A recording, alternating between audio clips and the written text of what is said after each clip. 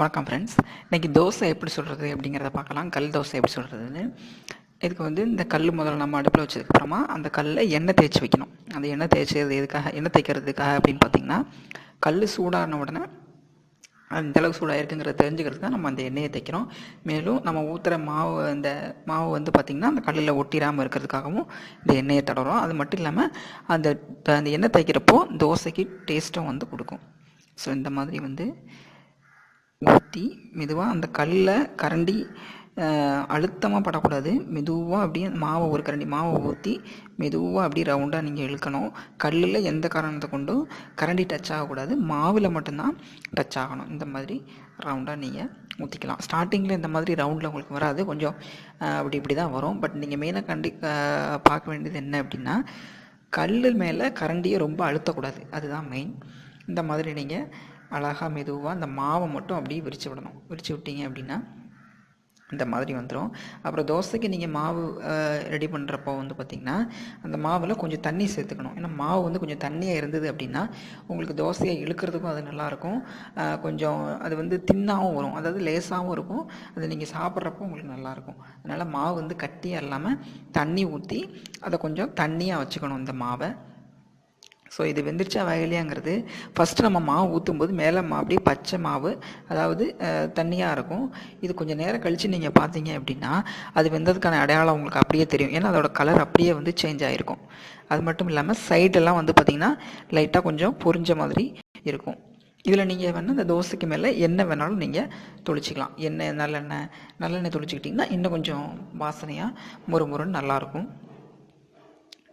இப்போ இந்த தோசை கிட்டத்தட்ட அடிப்பாகம் வந்தாச்சு. இது இப்போ நம்ம மாற்றி போடுறது எப்படின்னா, இதை சுற்றி ரவுண்டாக நம்ம முதல்ல அதை எடுத்து விட்டுக்கணும். ரவுண்டாக அந்த தோசைக்கு அடியில் கரண்டி விட்டு இந்த தோசை கரண்டி வச்சு மெதுவாக ரைட்டாக அப்படியே சுற்றி எடுத்து விட்டுட்டு அதுக்கப்புறமா நம்ம அடியில் கொடி எடுத்து மாற்றி வைக்கணும். இப்போ இங்கே பாருங்கள், இது ஆல்ரெடி இப்போது கீழே எல்லாமே வெந்தாச்சு, மேலேயும் கலர் எல்லாமே கொஞ்சம் சேஞ்ச் ஆயாச்சு.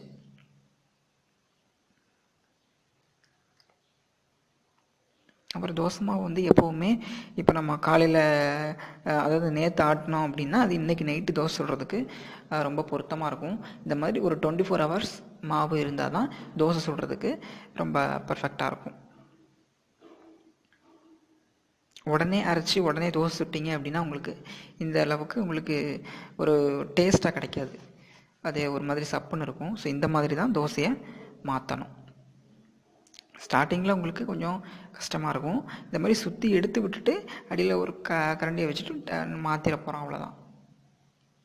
இப்போ பார்த்திங்களா அடிப்பாகம் இந்த அளவுக்கு வெந்திருக்கு பார்த்திங்களா. இதே மாதிரி மேல் பாகத்தை இப்போ நம்ம திருப்பி போட்டு போகிறீங்களா, அதுவும் அந்த அளவுக்கு வெந்ததுக்கப்புறமா நாம் அதை எடுத்துடலாம். பொதுவாக ஃபஸ்ட்டு ஊற்றும்போது அடிப்பாகம் வேகிறதுக்கு தான் கொஞ்சம் டைம் எடுக்கும். ரெண்டாவது நம்ம மாற்றி போடும்போது கொஞ்சம் சீக்கிரமாகவே அது வெந்துடும்.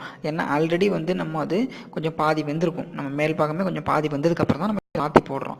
ஸோ இதனால் ரெண்டாவது நம்ம மாற்றி போடும்போது ரொம்ப நேரம் நம்ம வைக்க வேண்டிய அவசியம் இருக்காது.